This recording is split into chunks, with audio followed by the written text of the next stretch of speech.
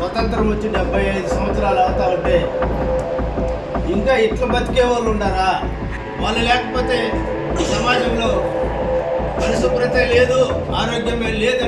Welcome to MMC news.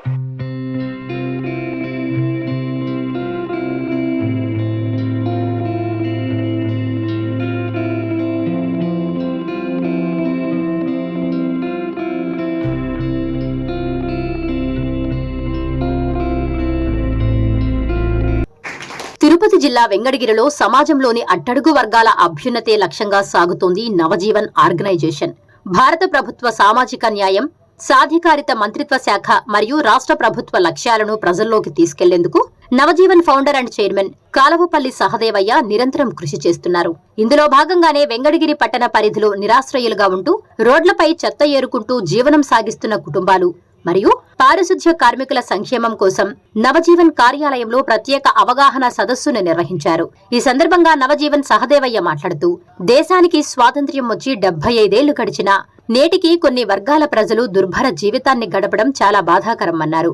ఇటువంటి వారి కోసం కేంద్ర ప్రభుత్వం National Safai కర్మచారి finance and development Corporation ద్వారా చెత్తేరుకునే వారికి, పారిశుధ్య కార్మికులకు నమస్తే కార్యక్రమం ద్వారా వారిని గుర్తించి అనేక సంక్షేమ పథకాలను అందిస్తోందని గుర్తు చేశారు.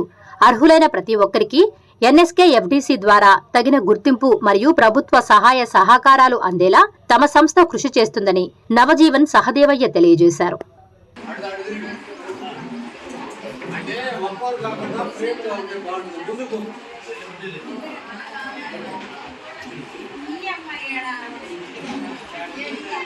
ఈనాటి కార్యక్రమానికి ఇచ్చేసినటువంటి వేదికను అలంకరించిన మా సంస్థ కోఆర్డినేటరు, మహిళా డైరెక్టర్ విక్టోరియా గారు, వేదిక మీద ఉన్నటువంటి కోఆర్డినేటర్స్, మరి చేసిన మీకు మీడియా మిత్రులకి అందరూ కూడా నమస్కారం.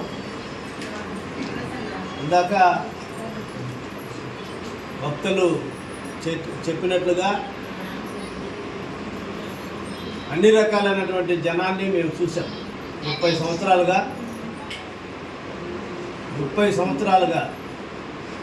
నవజీవన్ సంస్థగా, 35 సంవత్సరాలుగా ఒక సామాజిక కార్యకర్తగా సమాజంలో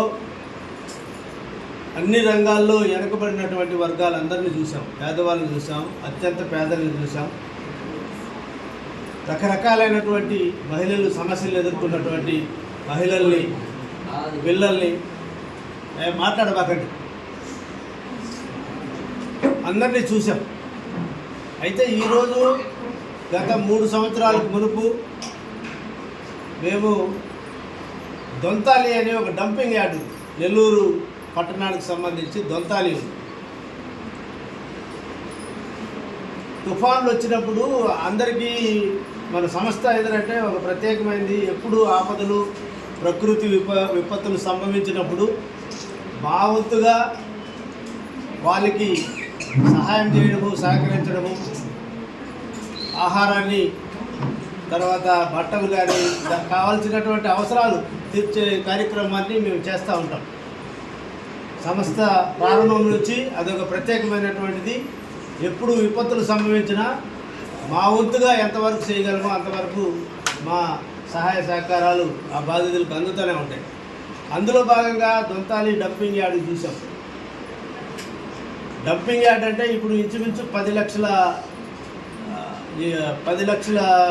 ఏమంటారు టన్నులు చెత్త అంతా ఆడుంది. పెద్ద కొండలాగా ఉంటుంది, 2 కొండలు ఉన్నాయి. అందులో ఆ చెత్తలో వీళ్ళు కూడా ఆ చెత్తలోనే ఉండదు. మనుషులు కనపడలేదు మాకు. పిల్లలు, పెద్దోళ్ళు అందరూ కూడా దాంట్లోనే ఉంటారు. మేము ఇది కూడా ఏదో వేస్తూ ఉంటారు, చెత్త తీసుకొచ్చి లారీలు తోలుతూనే ఉన్నారు. అక్కడ మాకు చాలా బాధేసింది. ఇంకా స్వతంత్రం వచ్చి 75 సంవత్సరాలు అవుతా ఉంటే ఇంకా ఇట్లా బతికే వాళ్ళు ఉండారా? ఇంకా ఇట్లా బతికే వాళ్ళని మనం చూసామా అని వెంటనే మేము అక్కడే ఆగి ఆ రోజంతా అక్కడే ఉన్నాం, వాళ్ళతోనే ఉన్నాం. వాళ్ళందరినీ తీసుకొచ్చి కూర్చోబెట్టాం. ఏంటి మీరు వేరే ఎన్నో పనులు ఉన్నాయి కదా, కూలి చేయొచ్చు, వ్యవసాయ కూలి చేయొచ్చు, వేల్దారి పనికి పోవచ్చు, పనులు చాలా ఉన్నాయి. మరి ఈ పనినే ఎందుకు ఎన్నుకున్నారు అని వాళ్ళతో మాట్లాడ. పిల్లలకు బడి తెలీదు.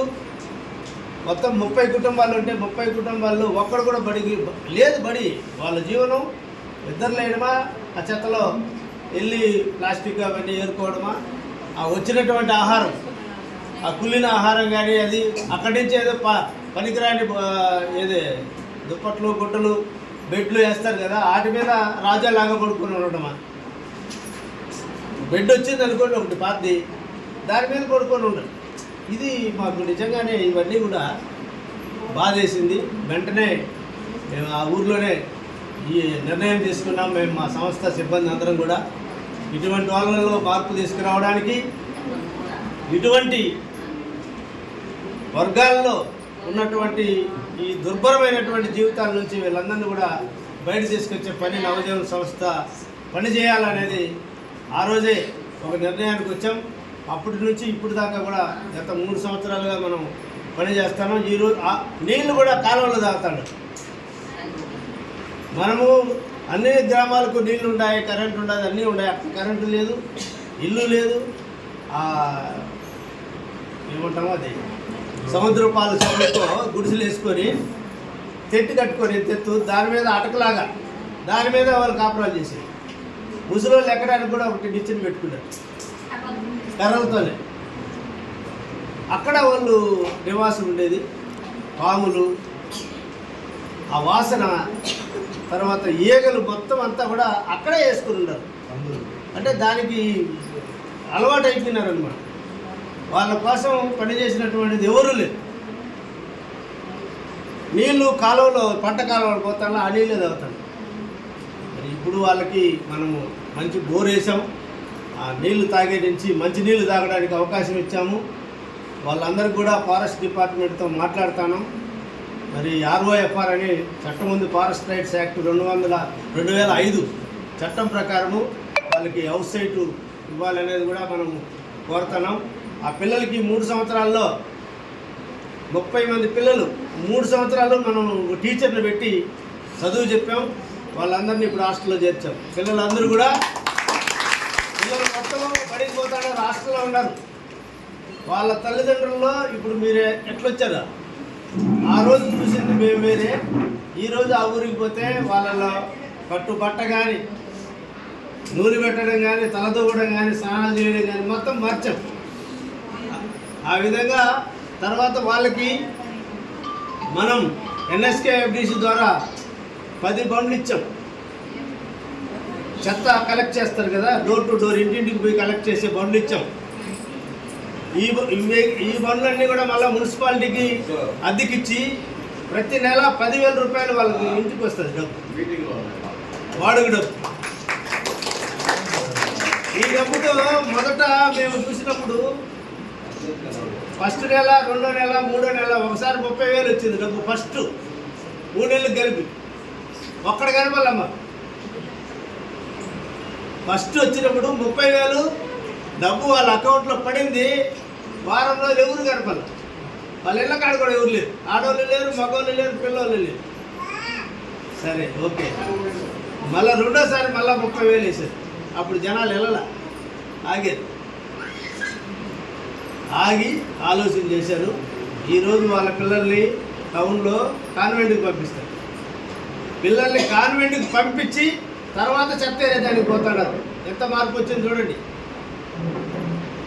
ఆ రోజుకి ఈ రోజుకి వాళ్ళ జీవితాల్లో నిద్రలేసి పిల్లలే ఏమైనా వచ్చిన వాళ్ళు వెనకంటే తీసుకొని పోవడమా, లేనోడు ఊరి మీద అడుక్కోవడానికి వెళ్తాడు. వీళ్ళందరూ తల్లిదండ్రులు చెత్త వెళ్ళడానికి నిద్రలేసి 5 గంటలకు వెళ్ళిపోతే పిల్లలు ఆడిపోతారమ్మా, ఈదుల్లో తిరుగుతారు. అన్నం ఎవరు పెడతారు?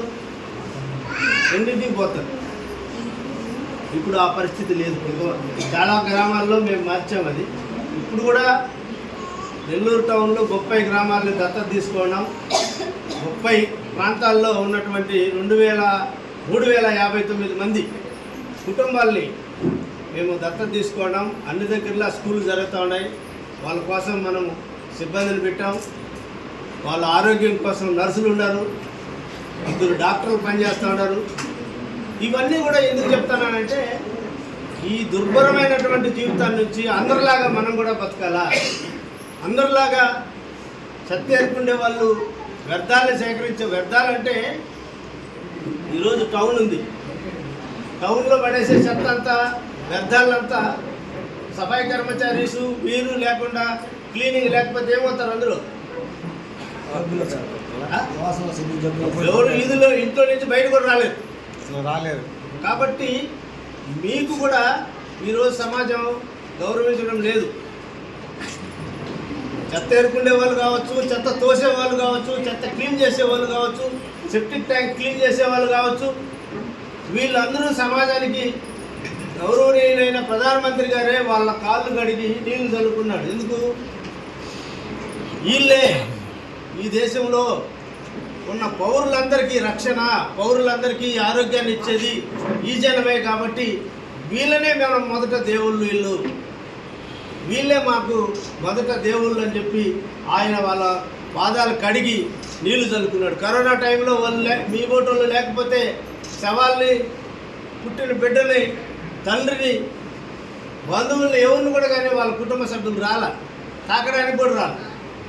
వాళ్ళ దహనం చేసింది ఎవరండి? వాళ్ళ దహనం చేసింది వాళ్ళు కరోనా వస్తుందా లేదు జబ్బు వస్తుందా అనుకోకుండా ధైర్యంగా వెళ్ళి వాళ్ళందరినీ కూడా దహనం చేసినటువంటి ఘనత ఈరోజు సఫాయి కర్మచారులది, వేస్ట్ పిక్కర్లది. ఈ పని చేసేటటువంటి వ్యర్థాల్ని శుభ్రం చేసేటటువంటి వాళ్ళే ఆ పని చేశారు. కాబట్టి ఆ గొప్పతనాన్ని ఈ దేశంలో మోడీ గారు ఒక్కరే గౌరవించారు, గమనించారు, గుర్తుపుచ్చుకున్నారు, ఆయన చేశాడు. దీన్ని మనము ఆయనకు మనందరి తరఫున కూడా ధన్యవాదాలు చెప్పాలి ఒకసారి. ఎందుకంటే ఇది సామాన్యమైనటువంటి విషయం కాదు. ఈ సఫాయి కర్మచారి అనేవాళ్ళు కానీ లేకపోతే ఏ పట్టణంలో ఉండే ప్రజలకు ఆరోగ్య భద్రత లేదు.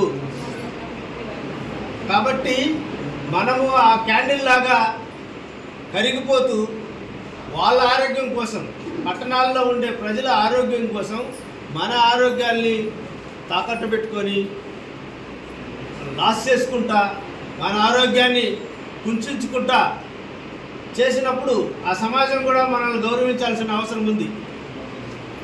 డిగ్నిటీ ఆఫ్ లేబర్ అని బాబాసాహెబ్ అంబేద్కర్ గారు చెప్పారు. అంటే మనం చేసే పని కూడా గౌరవించబడాలి. మరి ఆ జనం కోసం మనం పని చేసినప్పుడు మనం ఎక్కడైనా నీళ్ళు అడిగితే ఇస్తారా? దగ్గరికి రానిస్తారా? నీళ్ళు ఎవరు దగ్గరికి రానేరు. ఇది అవమానకరమైనటువంటి పరిస్థితి. మనం ఈ సందర్భంగా సమాజానికి కూడా మేము ఇచ్చేటటువంటి సలహా కానీ, పిలుపు కానీ, మీ ప్రాంతాల్లో ఉన్నటువంటి సఫాయి కర్మచారులు కానీ వ్యర్థాలను సేకరించే వాళ్ళని గౌరవించండి. గౌరవించండి అంటే మేము నెత్తుకు ఇంట్లో పెట్టి నట్టెంట పెట్టి వాళ్ళకు పీటలు ఏమని చెప్పట్లేదు. కనీసం పలకరించండి, నీళ్ళు అడిగితే ఇవ్వండి, ప్రేమగా పలకరించండి, చేదరించుకోకండి. వాళ్ళు లేకపోతే సమాజంలో పరిశుభ్రత లేదు, ఆరోగ్యమే లేదనేది సందర్భంగా తెలియజేస్తున్నాం.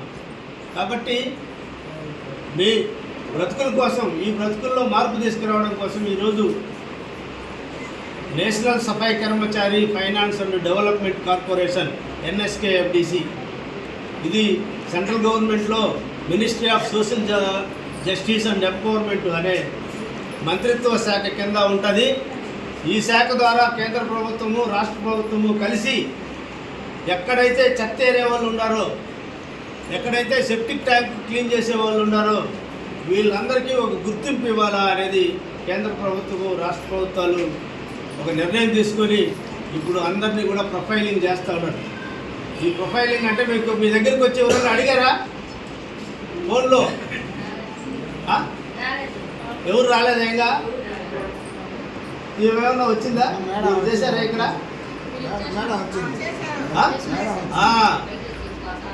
వీళ్ళు మా సంస్థ నుంచి చేస్తూ ఉన్నారు. ఇప్పుడు ఎవరైతే ఫోన్లో చేయాలనంటే మీకు ఆధార్ కార్డు ఉండాలా, మీ ఫోను ఆధార్ లింక్ అయి ఉండాలా, తర్వాత మీకు బ్యాంక్ అకౌంట్ ఉండాలా.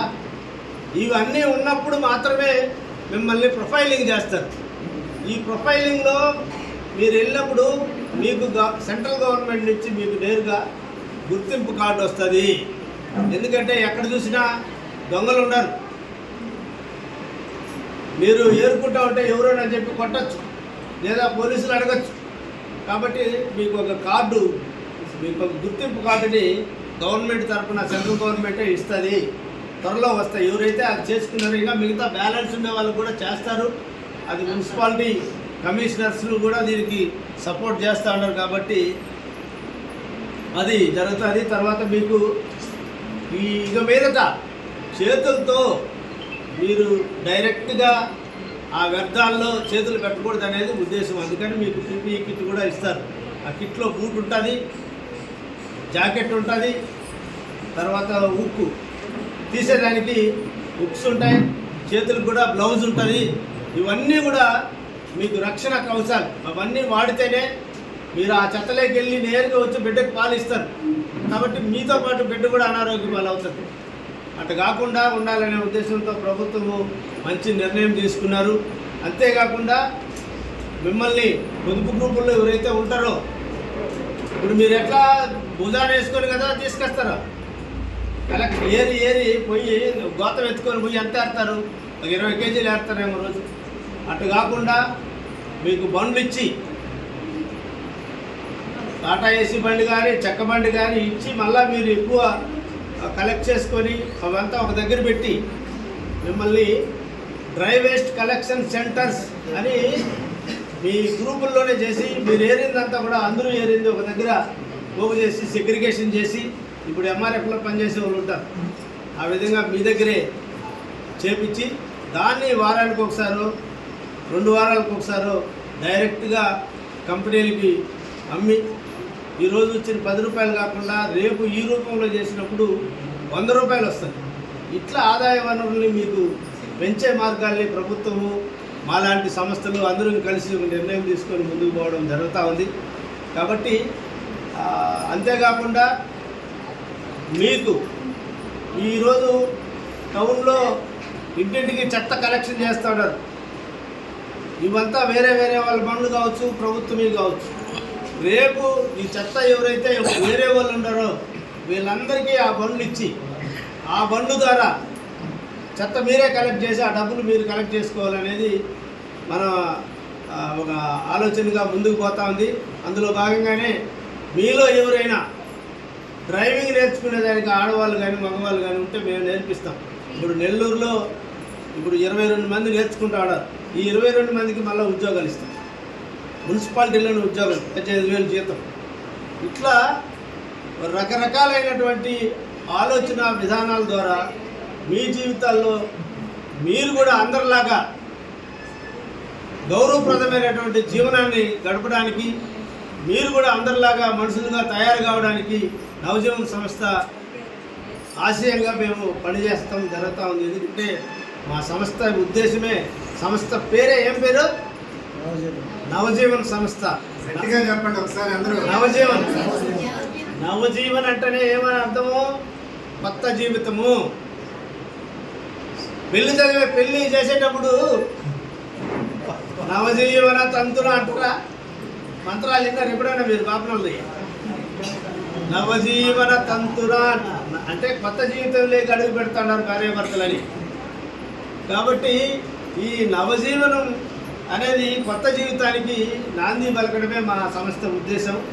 కాబట్టి అందులో భాగంగానే అట్టడుగునటువంటి అందరికంటే దాన్ని ఏమంటారు, మనము దుర్బలమైనటువంటి జీవితాన్ని గడిపే ఈ చెత్త వ్యర్థాలని సేకరించే వాళ్ళు కానీ, సఫాయి కర్మచారీస్ కానీ, లేదంటే సెప్టిక్ ట్యాంకు క్లీన్ చేసే వాళ్ళు కానీ, వాళ్ళని అందరిలాగా ఆదాయ వనరులను పెంచి అందరికంటే ఇంకా మెరుగైన జీవితాన్ని గడపడానికి, వాళ్ళ బిడ్డల్ని అందరూ బడికి పంపడానికి. ఎందుకంటే చదువే ప్రధానమైంది ఎవరికైనా సరే.